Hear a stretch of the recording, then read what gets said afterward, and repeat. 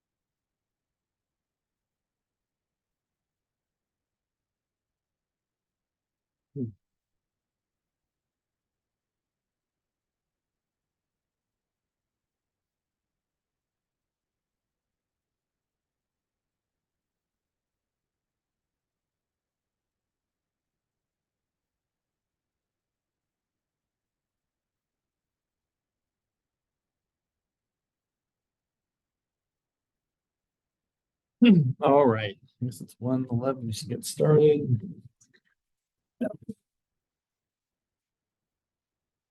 Here's the attendance form.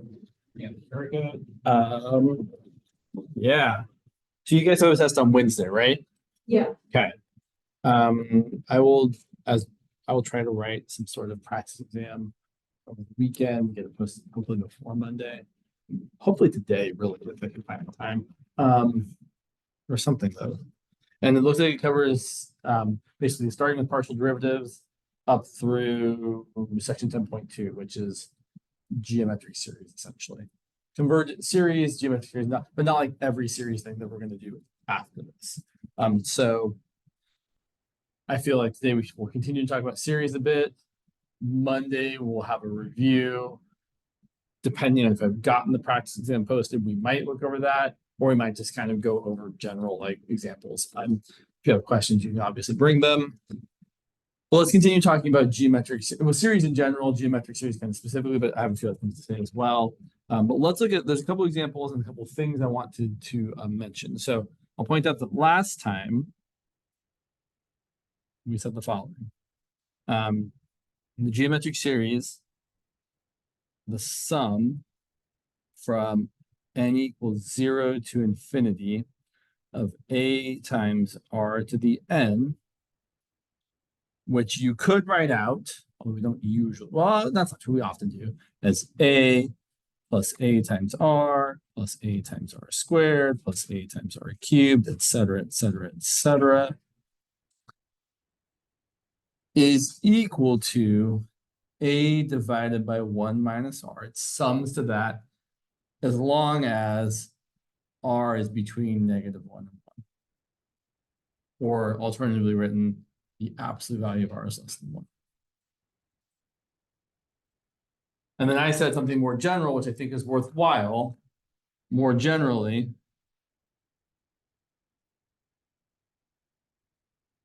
if you have the sum from n equals some other starting place, like n equals k to infinity of a times r to the n, there's a formula you can memorize, but honestly, here's what you should think of. You should think this is always going to add up to the first term of your series divided by 1 minus your ratio. Again, assuming that your ratio is between -1 and 1. So in this particular version of writing this, we would say that this is equal to a times r to the k, because that would be the first term in the series, divided by 1 minus the ratio r. And then we should be, we'll just say one more thing, and then note or observe if r is bigger than or equal to 1, or r is less than or equal to -1, then the infinite series from n equals, doesn't really matter where you start, but let's say from n equals 0 to infinity of a times r to the n diverges. So if your ratio is too big, your terms are going to get too big and your series is going to diverge. If your ratio is small, how small? Between -1 and 1, not including -1 or 1, the series will converge, and we know what it converges to. So let's look at a few examples. So for example, let's look at the sum from n equals 0 to infinity of 1/3 to the nth power. Again, I kind of like writing out the terms kind of so we get familiar with what's happening here. And the whole idea here is just you've got 1/3 to the 0th plus 1/3 to the first plus 1/3 to the second, and so on and so on and so on. Sometimes it's nice to actually simplify these, although it's not really necessary. One thing I'll mention is sometimes you write it like this, where it's the whole entire fraction to the nth power, but it is equally good or equivalent. Wow, that's not the best summation symbol I've ever written. To write it as the sum from n equals 0 to infinity of 1/3 to the n. If your numerator of your fraction is just 1, 1 to any power is still 1. And this ends up being the same, right? This is 1/3 to the 0th plus 1/3 to the first plus 1/3 squared plus 1/3 cubed. So those really are the same.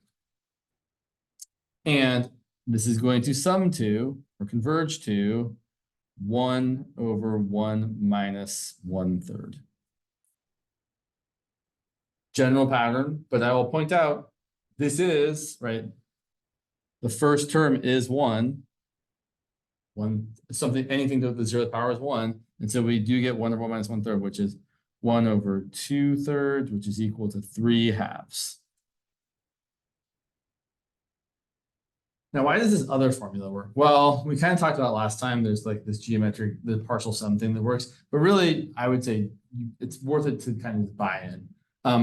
But for example, if I wanted to find, say, the sum from n equals 2 to infinity of 1/3 to the n, there's a couple ways you could do this if you didn't like just using the formula we talked about.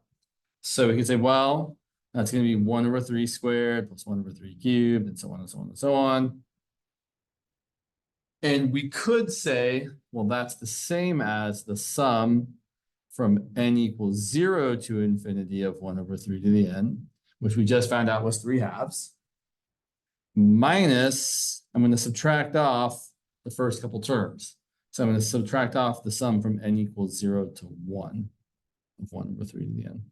I think it's kind of a bit much to write it like this. Like it seems like it would really be easier to say, we really just have the sum from n equals 0 to infinity of 1/3 to the n minus the first couple terms are 1 plus 1/3. That's what we're subtracting off. And so then if we wanted to write this, it would be 3/2 minus 4/3. And then we get a common denominator. That's going to be, common denominator would be 6. So 9/6 minus 8/6. So it should be 1/6. Let's see if the thing I said actually is true, that you can just find it as the first term divided by 1 minus the ratio. So we do it the other way, the way I was mentioning. The sum from n equals 2 to infinity of 1/3 to the n is going to be, well, the first term is, I won't lie, I really like writing it like that. I really just think writing the first term of 1 minus the ratio is helpful to me.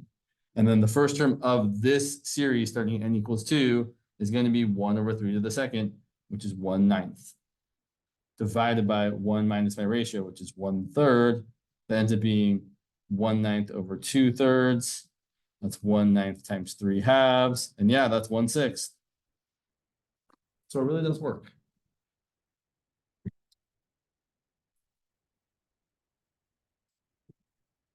The reason I bring this up is I saw, yeah, that's fine. Yeah. So I was noting that in one of the examples that was done in class today, your instructor was doing this. They were talking about my papers, get out of the way here. So they were doing this example, the sum from n equals 1 to infinity of 1 over 3 to the n plus 1 over 3 to the n plus 2. And they were using one of the things that's true about summations is you can break them up. So if you have the summation of things added or subtracted together, you can break that up into two summations added or subtracted together. So we can write this as the sum from n equals 1 to infinity of 1 over 3 to the n plus the sum from n equals 1 to infinity of 1 over 3 to the n plus 2. And then I think she just kind of gave you that this one was equal to 1/2. But we can also find it, right? That's going to be the first term, which is 1/3 if we start at n equals 1, divided by 1 minus the ratio, which is also 1/3. And over here, she did the thing, which is not wrong. I think it's actually great. She wrote that as 1 over 3 squared times 1 over 3 to the n, and then pulled the 1 over 3 squared out in front of the summation. But another way we could have done this one is, well, it's still geometric, right? 1 over 3 to the n plus 2. If you actually write that out, the sum from n equals 1 to infinity of 1 over 3 to the n plus 2 is going to be 1 over 3 to the third plus 1 over 3 to the fourth plus 1 over 3 to the fifth. And that's a geometric series. The ratio is still 1/3. Every term you multiply by 1/3 to get to the next term. So instead of doing that, although I think that's perfectly fine and good, we could have alternatively said it's going to be my first term, which is 1 over 3 cubed over 1 minus the ratio. And then we could have simplified this and gotten something lovely. That's going to be 1/3 divided by 2/3 plus 1/27 divided by 2/3. So that's going to be 1/3 divided by 2/3 is 1/2. And 1 over 27 times 3 over 2 is going to be 1 over 18. So we get 1/2 plus 1 over 18, which is 9 over 18 plus 1 over 18, which is 10 over 18. Which is exactly the same thing that she got doing it a slightly different way. But the thing to kind of see here, so there's actually three things. Yeah, I guess I can see here. So she wrote a bunch of formulas, she pulled a bunch of formulas from the book, which are not wrong. But those three formulas about either pulling a constant out or breaking up a summation into plus two summations of things added to, you can kind of write that in one formula. So here's kind of the one formula. We have that if you have the sum from, doesn't really matter where you start, we'll start at 1, from n equals 1 to infinity, of a constant times a sequence a sub n plus or minus a different constant times the sequence b sub n. There's two things we can do here. We can break apart the summations into two summations, either added or subtracted together. So we write this as the sum from n equals 1 to infinity of c times a n plus or minus the sum from n equals 1 to infinity of k times bn. An and bn are things that are changing, right? They're the terms of the sequence that we're adding up together to get the series. But c and k are just constant multiples. And so if you're multiplying every term in the sequence by the same constant, you can factor that out in front and add things together before you multiply everything by that constant. So we can totally write this as c times the sum from n equals 1 to infinity of an plus or minus k times the sum from n equals 1 to infinity of the sum of bn. I should say this is all true provided that the series are convergent. So this is dependent upon the fact that we are assuming that both the sum from n equals 1 to infinity of an and the sum from n equals 1 to infinity of bn are convergent.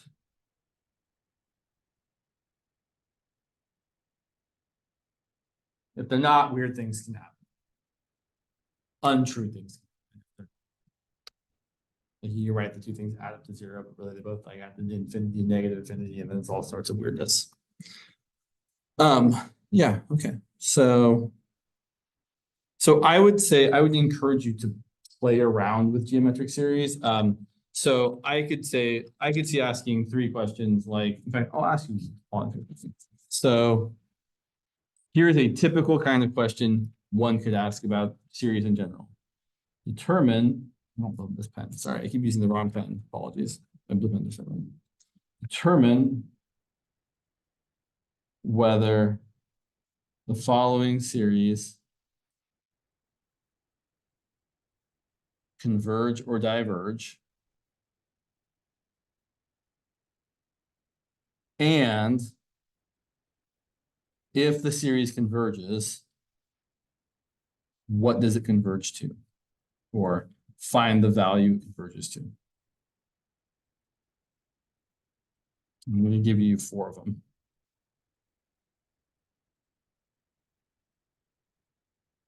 The sum from n equals 0 to infinity of 5 times 1/4 to the nth power. Sum from n equals 1 to infinity of 5n plus 2 over 7n plus 6. Sum 3 to infinity of -2 to the nth power. And finally, the sum from n equals 2 to infinity of, well, let's see, yeah, I'll write this one that way. No, I won't be too tricky yet. I'm just say that's going to be 6 times -1/3 to the nth power. All right. Do those problems. I'll give you like 3 or 4 minutes. They're not too bad, but a couple of them do require a little bit of work. Now I'll just point out that one of them is not geometric.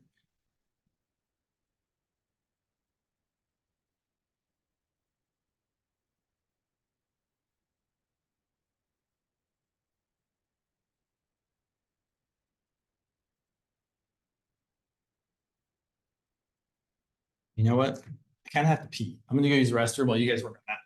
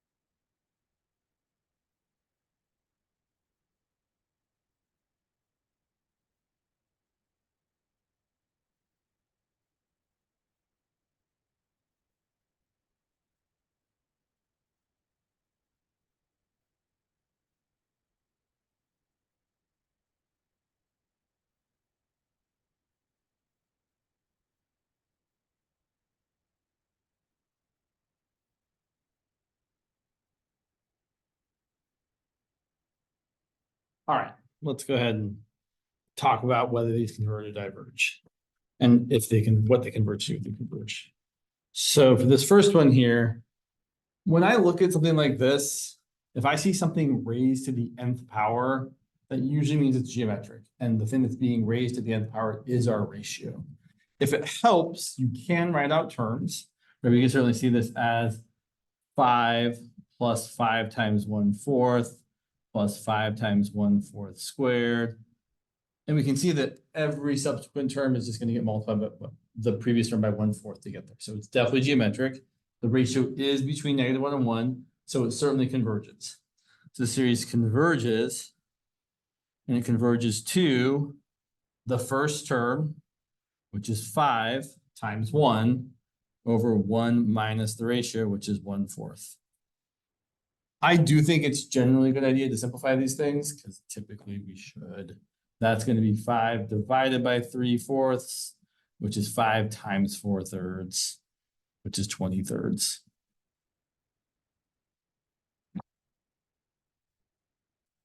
For the second one, it's not geometric. We don't have something raised to the nth power. And if it's hard to see that, you can also start writing out terms. So if I write my first term, I'm going to get 7 over 13. My second term is going to be 12 over 20. My third term is going to be 17 over 27. I'll write one more term, 22 over 34. And I think it's not terrible here to see that this is definitely not geometric. You are not multiplying by the same thing to get to the next thing each time. You're actually kind of adding the same thing in the numerator and the same thing in the denominator every time, but we're certainly not geometric. So at this stage, the only tools we really have available to us to determine if a series is convergent or divergent is seeing if it's geometric with the right ratio, or the nth term test, also called the test for divergence. So if it's not geometric, that's the only other thing I can really think of doing. So we try that. We take the limit as n goes to infinity of our sequence 5n plus 2 over 7n plus 6. What do we get? Right.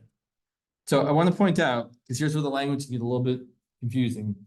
The sequence converges to 5/7, which is not 0. So since the sequence doesn't converge to 0, finally converges to 5/7, that means that the series must be divergent. So the series has to diverge.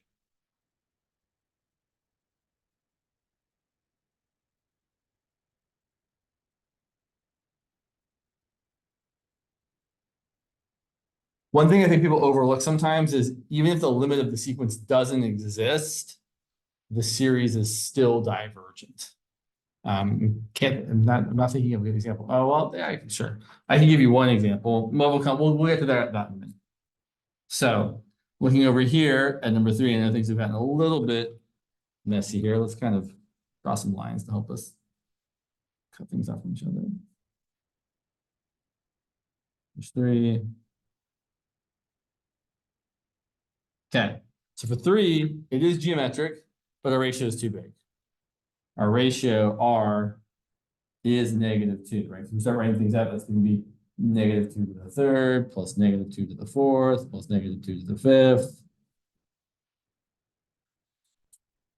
And we're just going to keep adding bigger and bigger, or I should say things that get bigger and bigger or negatively bigger and bigger, which means it's going to blow up in some sort of non-zero, not finite way. It's not really getting larger. It's like you're adding a really big positive thing and then a bigger negative thing and then a bigger positive thing. So it keeps bouncing back and forth between a larger positive sum and a larger negative sum. But no matter what's happening, no matter which term you're on, it's still very, very far away from anything that's getting close to a particular number. But really all I have to say is that the ratio is -2. And I usually like to say that the absolute value of the ratio is the absolute value of -2, which is 2, which is bigger than 1. And that leads to divergence. But if it's equal to 1, then it's still divergent. Correct. Yeah, you're right. I should say bigger than or equal to 1. Good call. Yes, that is exactly correct. Last one here, our ratio here is -1/3. And so the absolute value of my ratio is 1/3, which is strictly less than 1. So we're going to get convergence. As I could have written that down for the first one as well. I didn't. And it's going to move the words. It's going to converge to the first term, which is 6 times negative 1/3 squared over 1 minus the ratio. So over 1 minus negative 1/3. Simplifying that a bit, on top we have 6/9. On the bottom we have 1 plus 1/3, which is 4/3. We're going to flip multiply. That's going to be 2/3 times 3/4, which is equal to 1/2.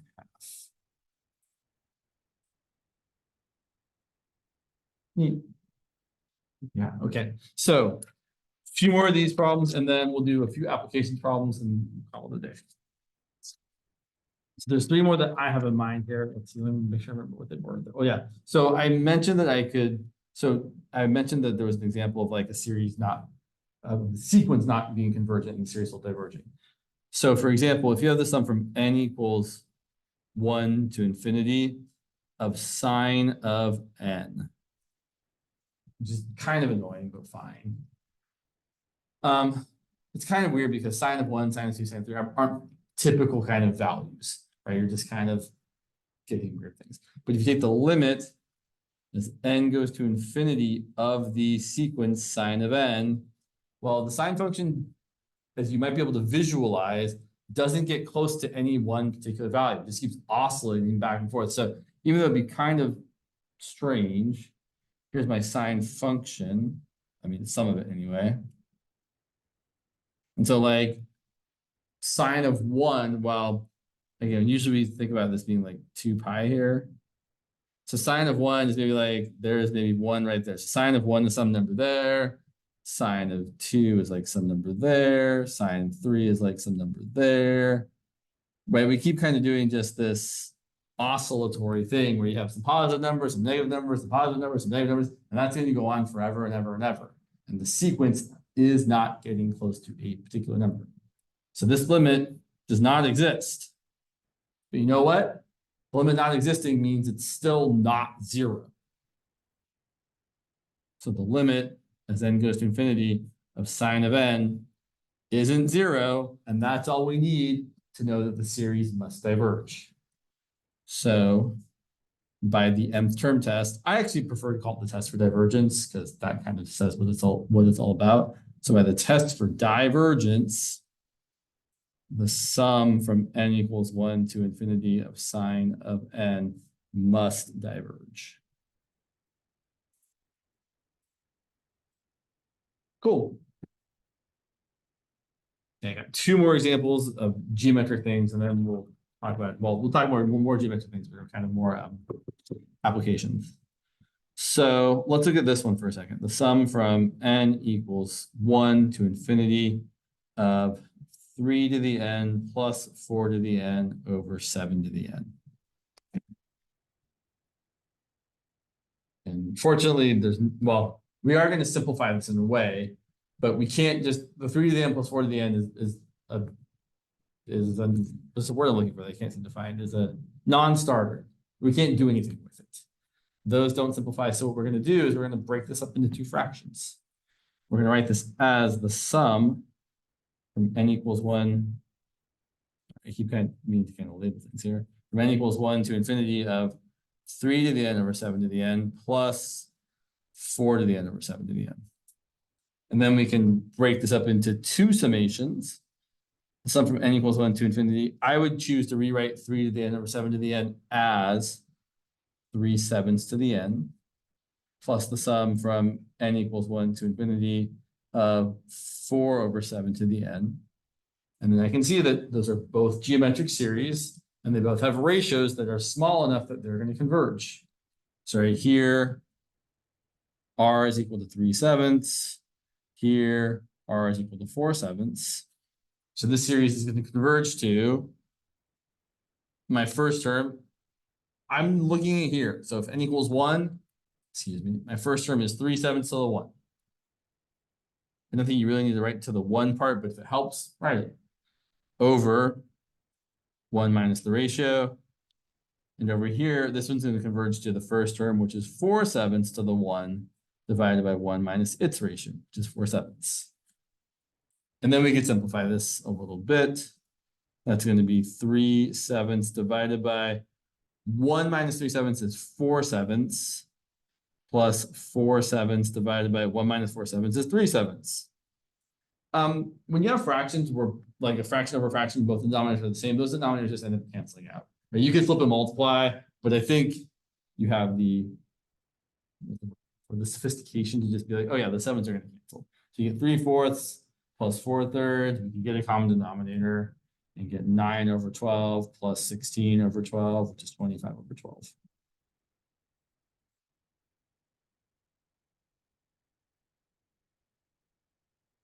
Occasionally, people like to write things in a slightly trickier way. Here's what I mean. And I don't know. Professor Burke could do something like this. I don't know if she would. The sum from n equals 2 to infinity of, make sure I write it the right way. Yeah. Let's say we have 5 times 3 to the n over 2 to the 2n. If we weren't paying super close attention, it might be easy to convince ourselves that the ratio here was 3/2. It's not, but you might be like, well, you got a 3 to the n, you got a 2 to the 2n. You might be like, well, that looks like 3/2 to this, but it's not quite right. So sometimes if you're not sure, the easiest way is just start writing out terms. So I start writing out terms. My first term is going to be 5 times 3 squared over 2 to the 4th. My next term is going to be 5 times 3 cubed over 2 to the 6th. My next term is going to be 5 times 3 to the 4th over 2 to the 8th, and so on and so on and so on. And if you really want to, the way you can find the ratio is to actually just divide that term by that term. You might also be able to identify that you're multiplying this by 3/2 squared to get to that term, but really, like, we can actually divide them. Say, well, my ratio is going to be the next term divided by the previous term. That's going to be 5 times 3 to the 3rd over 2 to the 6th divided by 5 times 3 to the 2nd over 2 to the 4th. The 5s clearly cancel. You've got 3 to the 3rd over 2 to the 6th times the reciprocal of that, which is 2 to the 4th over 3 squared. 3 to the 3rd over 3 squared is 3. 2 to the 4th over 2 to the 6th gives me a 2 squared in the denominator, which is 3/4, which is less than 1, less than or equal to 1. No, less than. I don't want the equal part there. Sorry. I want the equal part on the derivative. So this is a convergent geometric series with a ratio of 3/4. The other way I would say that people often think about seeing this is rewriting the summation as 5 times 3 to the n. 2 to the 2n is really 2 squared to the nth power, which then is the sum from n equals 2 to infinity of 5 times 3/4 to the nth power. There's a couple of different ways to go about seeing what the ratio is, but at the very kind of basic level, you just write out terms and divide the next one by the previous one. That is a way, assuming it's geometric, and you have to know or recognize that it is geometric. If you can see it's geometric, but you can't quite tell what the ratio is, dividing a term by the previous term will always show you what it is. It's kind of nice. And then since it's convergent, we're going to say it converges to 5 times 3/4 to the 2nd power, because that's our first term, is starting at n equals 2, divided by 1 minus 3/4. And then, yeah, I like to simplify these. You get 5 times 9/16 divided by 1/4, which is 5 times 9/16 times 4/1. 4 cancels. You get 5 times 9, which is 45/4. Cool.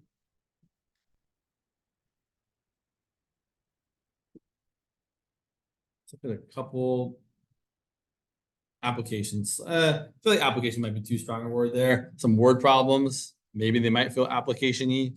They might not. Let's see where my example go here. Either. There we go. Yeah, okay. So here's we can call it an application. Applications. Here's an example. 15 milligrams of a drug is taken each day.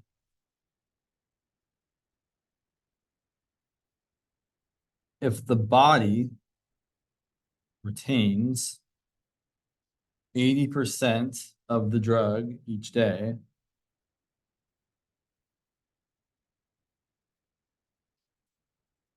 how much drug will accumulate over a long period of time?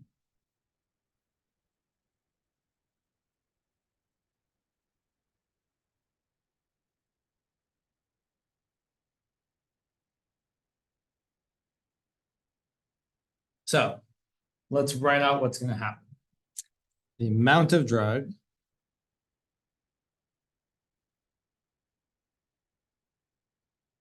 is going to equal, well, the amount that we took today. And so let's back it up a little bit. Let's say we've been taking the drug for a while. So you're going to have the amount of drug we took today, the 15 milligrams. And then from yesterday's pill that we took, we're going to have 80% of that. So we're going to have 0.8 times 15. Oh, sorry. 0.8? Oh, yeah, that's fine. I wrote a slightly different word than the problem that's written here. It's totally fine. It's actually matter. So this was today's pill. That was yesterday's pill. But the pill we took 2 days ago, it's had 2 days to dissipate. So after 1 day, it's lost 20% or had only 80% remaining. After another day, it's only had 80% of that amount remaining. So we have 0.8 squared times 15. That's 2 days ago. And you might see how this is going, right? 3 days ago, it's going to be 0.8 cubed times 15. And 4 days ago, it's going to be 0.8 the fourth times 15.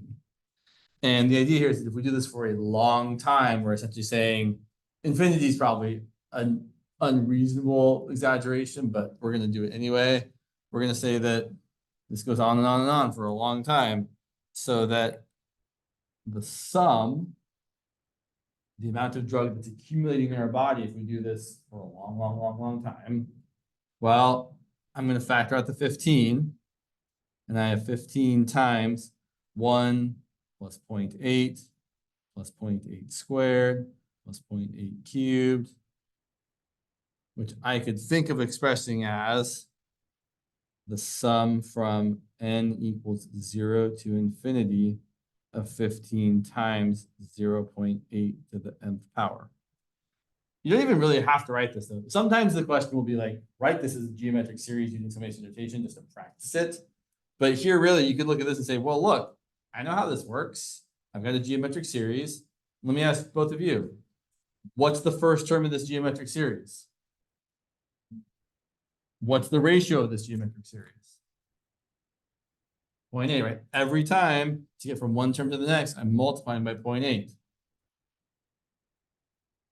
So that's our answer. And that's going to be 15 over 0.2, which is 75.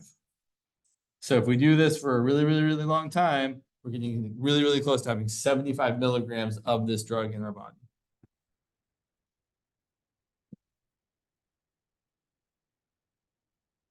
I've got one more. Yeah, one more. We've got one more. Yes. Do I have the words to say what I have? Probably not.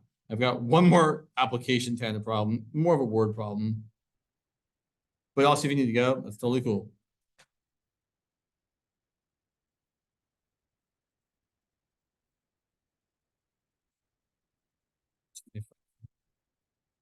Not a problem. Oh, there we go. Found it. So here's another problem. I think they do one like this in the textbook.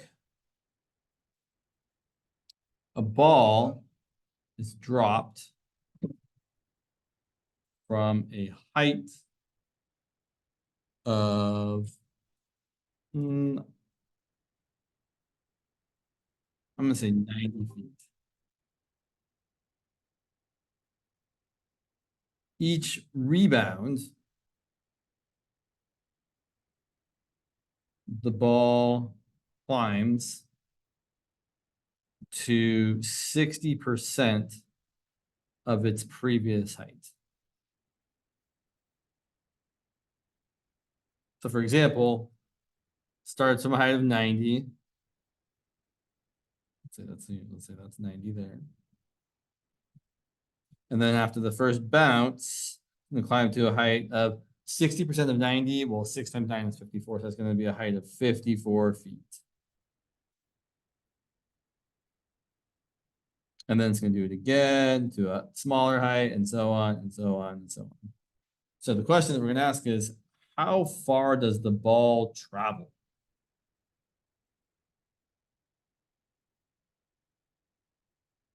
How many feet does it traverse? Well, let's see here. We're gonna have 90 plus 60% of 90. But we're actually gonna have that twice because we have 60% of 90 here on the way up and 60% of 90 here on the way down. We have really 2 times 60% of 90. And then same deal here. We have 2 times 60% of 54. So 2 times 0.60 squared times 90. And then that keeps us going. 2 times 0.60 cubed plus 2 times 0.60 to the 4th times. Oh, don't forget the 90 there. Oops.